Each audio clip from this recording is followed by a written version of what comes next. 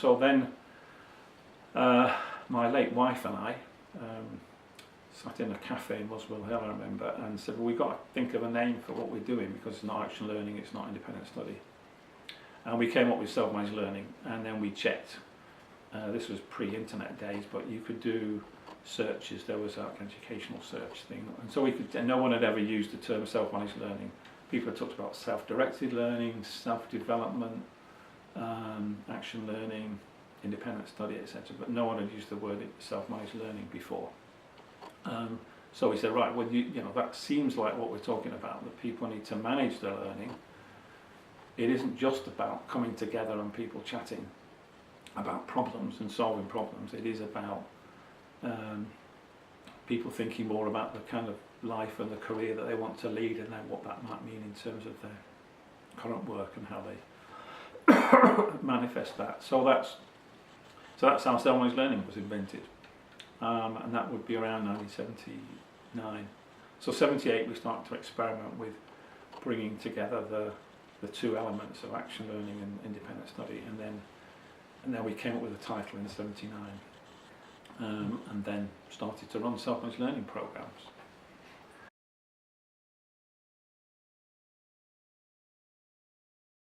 The 5 questions was sort of part of independent study, so that was the bit that I pinched from independent study. Was we worked a lot on, well, how do we help these students to plan a diploma? They can't just come and just do nothing, you know,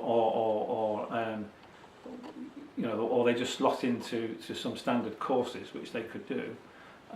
What we needed was a structure.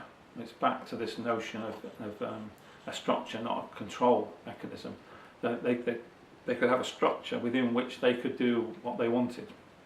So by saying, first of all, well, where have you come from? What's been your experience? For a lot of the students that came to us, their experience of school, or in some cases university, some people have tried university and been thrown out, but mostly they had bad experiences in school and not seen success. So we wanted to look at that and think, well, help them to think about what those experiences meant, and also to realise that the fact that they didn't know things or weren't able to do things wasn't their fault. It was quite probably they weren't taught in the right way. They hadn't been given opportunity to learn things, you know, like thinking my experience of finding the public library. Other people haven't done that, you know, and therefore have been deprived of the joys of reading because they've never, you know, found that, or that hasn't been the learning mode that was relevant to them. And we know, especially in areas like maths, people get left behind because maths is a hierarchical subject. So I can remember this as a kid because I had flu one time at school, and I missed about 3 weeks. So then coming back into some areas like English, even history and geography, you could catch up. But in maths, suddenly it was a whole, the class had gone steaming ahead on something over 3 weeks, and I was suddenly coming back in, and the teacher doesn't stop and say, right, we'll go back over everything for you. It's just, you've got to catch up. Well, in maths, because things are hierarchical, you build on things before. There's suddenly a whole area of maths that I was like completely at sea with, and there was no idea that you got help with it. So I mean, people had those kind of examples, and you could then help them to see that rather many of the students had beaten themselves up about the fact that they hadn't succeeded in life before, and so that notion of exploring the past, and also I'm particularly interested in this, with that you are today 100% result of the past. There's nothing about makes a person who they are except that's come from the past. Either people have learned it, or that it's built into the genes, or they've gone through some physical change. But whatever it is, it's occurred from the past. And so it was then sort of saying, let's then look now at who you are now and where you might want to get to, and then how you go from where you are to where you want to get to, and how would you measure that, because you're doing a diploma and then a degree. So we've got to have some way in which you can measure, have you got the diploma? So that's the 5 questions came from that.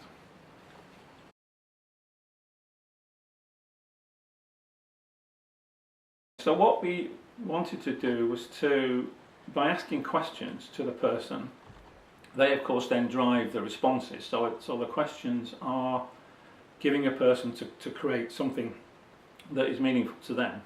And it's back to this not controlling, it's saying we need some kind of structure within which we can capture a learning program. That would end up, in that particular case, with a diploma of higher education after 2 years, and then they could then go from that on to do a degree in 1 year following it. And that, of course, this we were looking at a diploma which had to be assessed, and a degree which that was going to have to be demonstrably degree. We weren't in the business of trying to undermine those qualifications. Though, of course, I was also reminded about what it meant to have a degree. When I graduated from London University, you could join the convocation of the university, so I joined the convocation. And at one meeting, I remember a person, you could ask questions for the convocation meeting. So this person said, how does the university ensure that each degree is the same level, that a degree in sociology is the same as a degree in engineering? And the reply from the university was, we don't, because we can't. So I thought that was really interesting. I mean, it was an honest reply.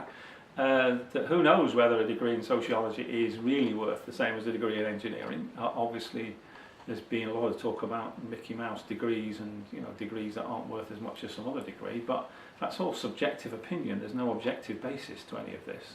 And this is one of the weird things in education, that people seem often, who are making these arguments, to be well schooled but quite ill educated, in the sense of they don't recognise they're just expressing an opinion that's a subjective view. So anyway, given that context, we said, well, therefore it should be possible to think about students creating a diploma or degree programme themselves which could meet these kind of criteria, given the criteria are in a sense loose anyway. But on the other hand, there is something. The traditional idea, for instance, was the bachelor's degree was something about it, and then the master's degree was you had mastery of it. So that that was a distinction between a bachelor's degree and a master's degree. After that been lost, of course, and then the doctorate was then, PhD was you're doing some original knowledge, or something different. So you're going beyond mastery. So there is that notion of a hierarchy of qualifications, which has a sort of logic to it. So we were saying, well, we have to buy into that. It's a real world. Students need to get degrees. So then we needed to have a structure for that, and that was when we came up with these series of questions that students need to answer and write answers to them, so that it would be made transparent and visible. And we had something called a validation board, which were outside people who came in to look at what the students were planning to do, because we said, well, if we might be seen as biased, so why don't we get in the whole load of experts? So we actually invited every chair of a government education commission that was still alive. We invited them all, and most of them came. So we had Lady Plowden and Lord James. There's been a James report on higher education. Lady Plowden had done a report on primary education, which is still an interesting report, by the way. And then we invited one or two other senior people, kind of top level people. And we invited the person who was the number 2 in what was then the Department of Education and Science, Sir Toby Weaver. So he actually chaired the board. And they looked at, what the students were planning. So obviously they needed a structure themselves to know what they're looking at. So we came up with this series of questions. Where have you been? What's been your past experience? Because that's what makes you who you are now. You've done some things in life. Because what we wanted to then go was, well, who are you now? Where are you now? And what we argued in terms of an open entry was, surely it doesn't matter the starting point of a student, it matters the end point. If you're going to give a degree to somebody, yes, they have to end up at a certain point with a certain level of knowledge and ability or whatever. But why should a university care about an entry point? Which of course universities do, and they think it's important. We said, well, it's not really important. But we need to know where the person is starting from, because we need to know what the gap is. Obviously some people could have a bigger gap between where they are and where they need to get to. So that was the notion of we need to know where this person is starting from. Then we said, well, we need to know an end point, and they need to show that it will be either diploma or degree level, depending on what they're doing. But that clearly they'll be doing different things, and therefore what we need to do is to just have some group of outsiders that will look at all this, us, having made some judgment that, yeah, this is okay. And then we say, well, in a sense, that's where a curriculum comes from, is saying, well, you're starting at one point, you're going somewhere else. So the curriculum is the bit in between. It's saying, well, this person is here now, not at degree level, and often below O level, as the O levels in those days, and they want to get to degree. So I need to know what the gap is, because that's then to do with what they're going to learn. So second question is, where are you now? Third question is, where do you want to get to? And the fourth question is, well, how are you going to learn that? What do you need to do to go from where you are to where you need to be? Because that's where the role of academics and adults comes in, was the notion of we need to therefore help this person make that transition. Now that help may be direct, one-to-one tutoring, but it may not be. It may be that they learn in other ways, like reading books and doing practical projects, all sorts of different ways that they could learn that.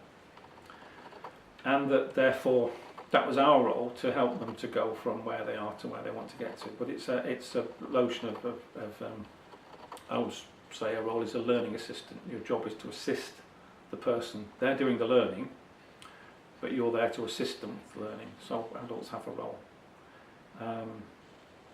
but also their peers have a role, and etc. So it was building that into a kind of community. And then, of course, the fifth question is, well, is that goal degree worthy? In other words, what are the criteria for judging that, and also what would be the evidence? What evidence would you be presenting that shows that you got to this level? That's a tricky one, because, of course, for most of people's education, other people make those judgments, and we're asking them make that judgment yourself. And in fact, a colleague said that that's a mark of an educated person, that you can actually make judgments about whether you know stuff or don't, because in a sense, if you think you know stuff that you don't, you're dangerous. If you're a surgeon and you think you know how to do brain surgery but you don't, you're dangerous. So actually being able to self-assess is crucial to anyone in a professional role. For example, being a brain surgeon or any other kind of surgeon or any other professional role. If you're an engineer and you think you know how to build bridges and you don't, you're dangerous. So the ability to self-assess is crucial, and also how you make decisions in life. So many people I've worked with, adults, experienced adults, we're making the wrong choices of jobs to go for, because they've never thought through, what am I really good at? So they'd often go for jobs that are wrong for them and then complain. Either they get the job and then realise that it's not really them, or they don't get it because they've gone for the wrong job, and then they complain, and you get these whinging letters from graduates in the newspapers. I've got a first and I can't get a job. And you think, well, yeah, and I feel sorry for you, because no one's ever helped you to think about what you're good at and what you're not good at, and therefore to make sensible choices about what jobs you go for. And you're probably going for all sorts of jobs that clearly aren't right for you, because you've never been helped with that. And what's the point of a university education unless you get that help? So that fifth question is kind of important, but also very difficult. And in reality, working now with younger people, I tend not to expect them to do that at the start. I think that young people can actually think about where they are now, where they want to get to, and they can get help with how to make that transition. And then later on, they need to be able to say, well, now, yeah, I'm clear that I got to the thing that I wanted to get to.